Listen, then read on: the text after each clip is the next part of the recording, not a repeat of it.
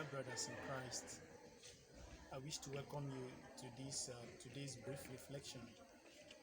Today, we know is the solemnity of the Sacred Heart of Jesus, and we thank God for the gift of a new day. We thank God for the gift of this precious morning, and we thank Him in a special way for giving us the privilege to live in the land of the living. Because today the church is seriously celebrating a great feast, a great solemnity that is in the heart of the church. So today the church presents to us three readings to reflect upon. One is from the book of Deuteronomy, chapter 7, from verse 6 to 11. The second reading from the first letter of St. John, chapter 4, verse 7 to 16. And the Gospel of Matthew, chapter 11, 25 to 30. Now, of course, if you look at the book of Deuteronomy in the first reading, Moses was giving his final speech at the border of the promised land. The book of Deuteronomy, we know, was a kind of Moses' final speech to his people. Moses continues to remind the people of God the love of God for them, starting from Egypt and how God led them through the desert for 40 years and brought them to the promised land. He admonished them to show God the same love that God has shown them. And in the second reading, the first letter of St. John, John was telling us about the love of Christ.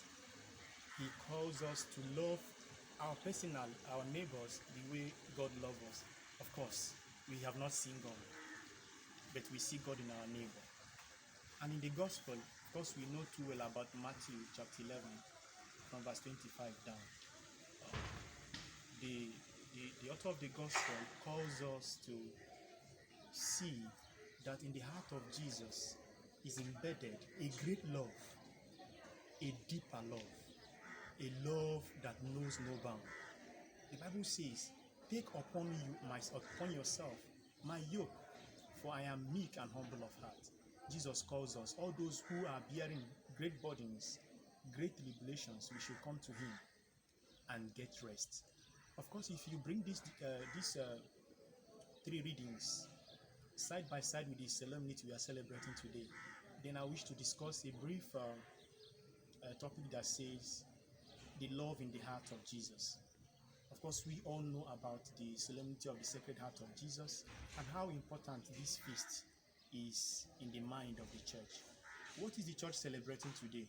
The church is celebrating a real love, the reality of the love of Christ for us, that He could give Himself entirely for the sake of humanity. Of course, we know what happens to Him in His when He came here in this existence and when He died for us. Jesus showed us what it means to love one another. Jesus showed us what it means to love. That love is all about sacrifice. To love is to die. To love is to give up ourselves for the sake of the kingdom of God. Jesus exercised this. He gave Himself willingly, wholly and entirely for the sake of humanity. Then today He is calling us to come back to this love that He has shown us, to show our neighbors and also to return this love to Him in the Sacred Heart. Of course, we know about Sacred Heart and the apparition of Jesus to Saint Margaret Mary Alacoque, and how Jesus requested that the whole world should be consecrated to His heart. The Lord is calling us to His heart. He's calling us to love. To love is to die. To love is to give oneself. Of course, when you look at what Archbishop Fountaine says about giving, he told us about three levels of giving: almsgiving, thanksgiving, and self-giving. And Archbishop Fountaine considered self-giving as the highest rank of love. And this is what Jesus has done to us. This is the highest giving. Jesus gave us Himself. Jesus gave up Himself for our sake. He gave up Himself to die for us. Let us look on to the Sacred Heart of Jesus and gain consolation, especially when we are in great difficulty. It is a call for us to come back to God in great love for one another. If we love one another, we cannot be battling. We cannot be involving ourselves in serious opposition to one another. Dear brothers in Christ, let us come back to the heart of love. Let us come back to the heart that has poured out everything for us. Jesus emptied himself. Like St. Paul says in Philippians chapter 2, he said, he emptied himself and took a nature of a slave to be a man like us. He emptied himself. The kenotic way of Christ is what Christ is calling us to live today as we celebrate the Feast of the Sacred Heart. It is also a call to come and drink from the well, from the ocean of God's love. Why are we running away from the man who loves us?